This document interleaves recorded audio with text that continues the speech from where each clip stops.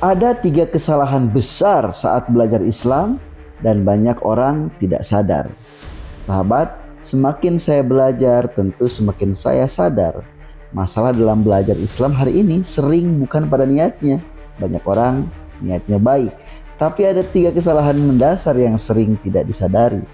Dan ini penting sekali. Pertama, belajar agama hanya dari potongan, bukan dari struktur ilmu. Ini yang sekarang sering terjadi. Orang melihat satu video langsung merasa sudah paham satu masalah besar. Padahal dalam tradisi ilmu itu dibangun dengan tahapan, metodologi, dan keberhubungan antar dalil. Makanya ulama dulu belajar bertahun-tahun karena memahami agama tidak cukup hanya dengan semangat. Kedua, menganggap semua dalil selalu berdiri sendiri.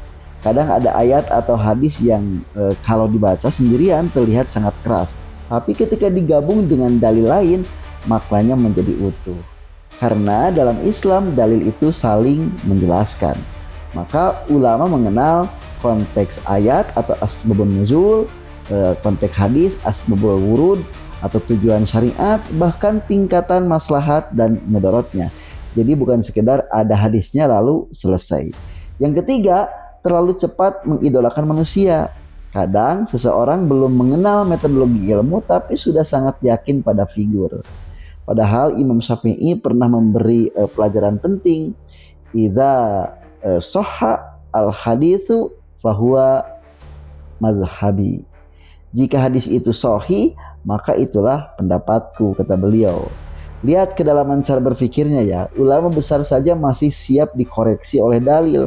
Artinya dalam Islam, figur tidak boleh lebih tinggi dari kebenaran. Jadi sebelum belajar Islam lebih jauh, ingat 3 hal ini.